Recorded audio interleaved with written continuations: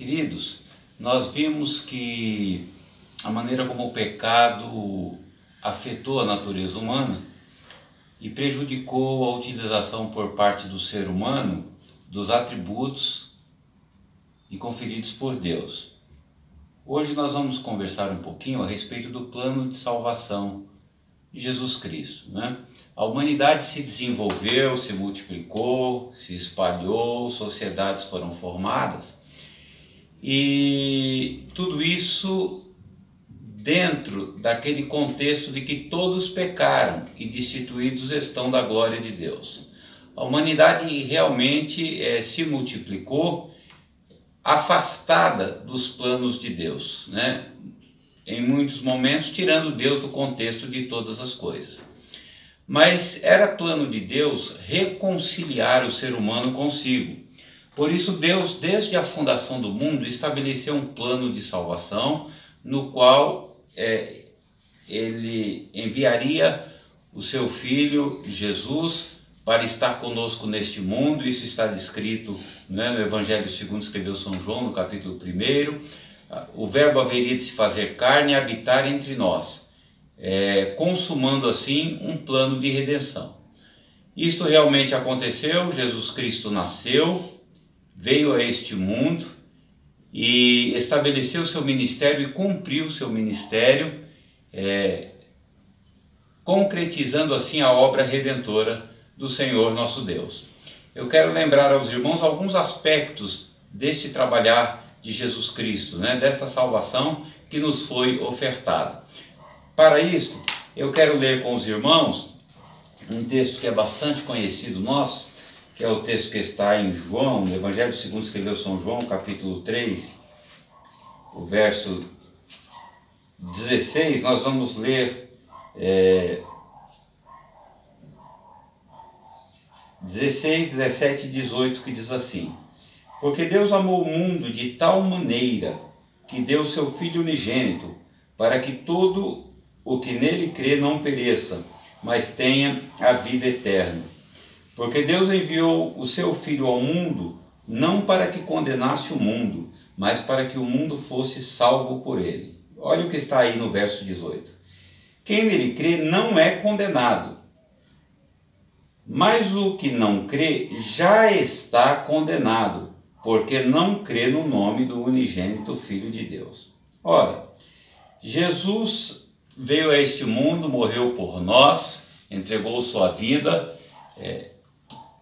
como aqui está descrito, e ele consumou a obra salvadora. Esta obra salvadora, ela envolve alguns aspectos, e eu quero destacar dois. O primeiro está nesse texto, né, que nós acabamos de ler.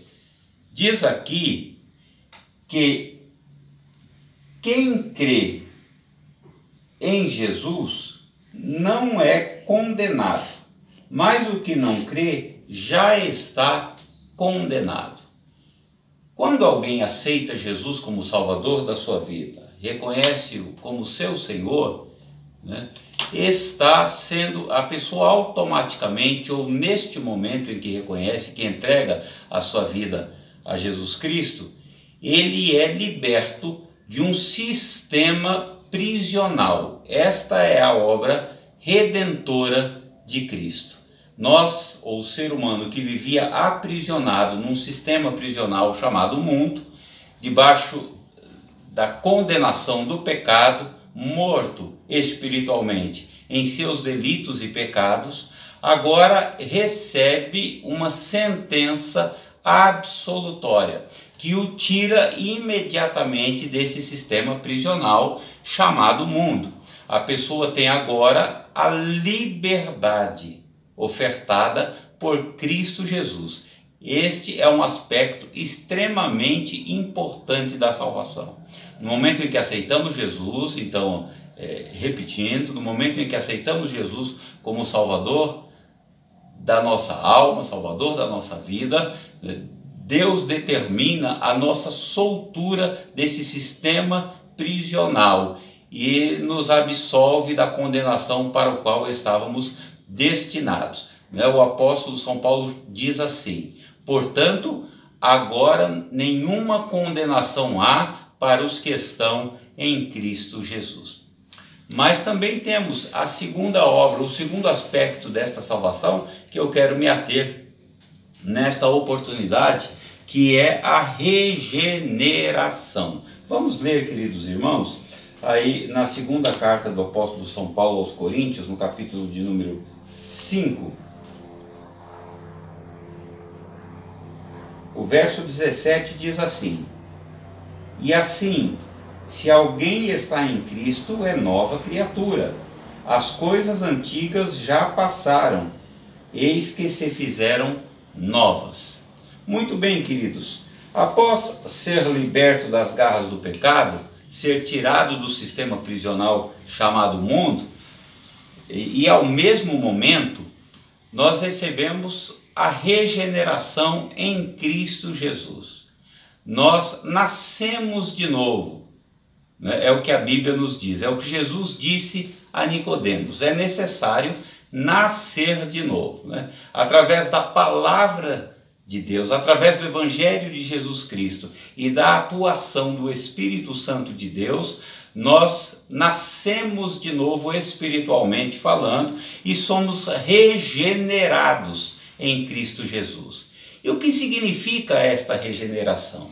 Essa regeneração significa justamente a devolução ao ser humano da capacidade de utilizar aqueles atributos dados por Deus na criação e que foram prejudicados pela ação do pecado.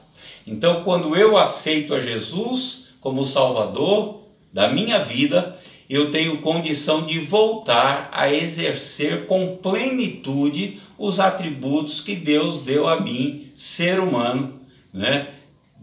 ou quando criou. Muito bem. Olhando por esse prisma, vamos analisar aqueles atributos mais uma vez, né? O primeiro atributo que nós comentamos foi a questão da espiritualidade. Eu tenho aqui algumas anotações apenas para orientação nossa. Então, aquele que crê em Jesus Cristo e o aceita como Salvador, ele viverá nele, ele terá um canal desobstruído entre ele, ser humano, e Deus. Aquela comunicação perfeita que havia sido obstruída pela ação do pecado, ela é agora desobstruída. Nós temos acesso a Deus a qualquer momento. Há um canal desobstruído entre o Espírito Santo de Deus e o nosso espírito, testificando que nós somos filhos de Deus. Então, aquele que aceita Jesus nunca se sentirá só, nunca se sentirá desacompanhado ou terá sempre a convicção de que Deus está ao seu lado. Glória a Deus por esta comunicação, por este intercâmbio maravilhoso, né? Que nós temos esta ligação entre nós e o Senhor nosso Deus. E a racionalidade, querido? Aquele que aceita Jesus deve ter a sua mente, tem a oportunidade de ter a sua mente sã, tudo funcionando no seu devido lugar. A razão, o sentimento que origina a sua vontade, estará sempre trabalhando de forma coordenada. Uma característica daquele que aceita Jesus é que ele não vive por aquilo que sente apenas. Eu não preciso dizer, eu estou sentindo que Jesus está comigo. Não, eu tenho racionalidade e a minha razão diz que eu sentindo ou não, Deus está comigo.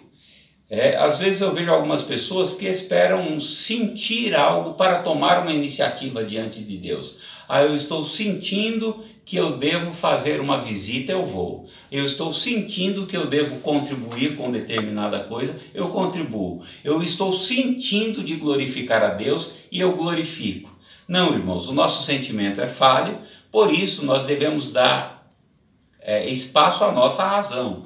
Se eu sei que Jesus está comigo, que Jesus está no culto, eu glorifico. Se eu sei que alguém está precisando de uma visita, eu vou em nome de Jesus. né? Se eu entendo que uma determinada obra precisa da minha contribuição, eu contribuo para a honra e glória do nome do Senhor Jesus Cristo. Então não vivemos por aquilo que sentimos, temos racionalidade, colocamos e analisamos o que é bom e o que é mal, e temos plena condição de escolher, porque somos racionais. Lembre-se do que o apóstolo São Paulo disse na carta aos Romanos: rogo-vos, pois, irmãos, que apresenteis os vossos corpos em sacrifício vivo, santo e agradável a Deus, que é o vosso culto racional. Quem aceita Jesus age com racionalidade.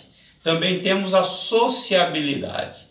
Irmãos, é inadmissível que alguém que aceite a Jesus não viva bem dentro da sua casa, com a sua família, não saiba ceder um pouco, não saiba entrar em acordo, não saiba compactuar do propósito do outro, entender a condição do outro. E não é só com relação à família, é com relação a toda a sociedade, não é? A Bíblia diz: segui a paz com todos.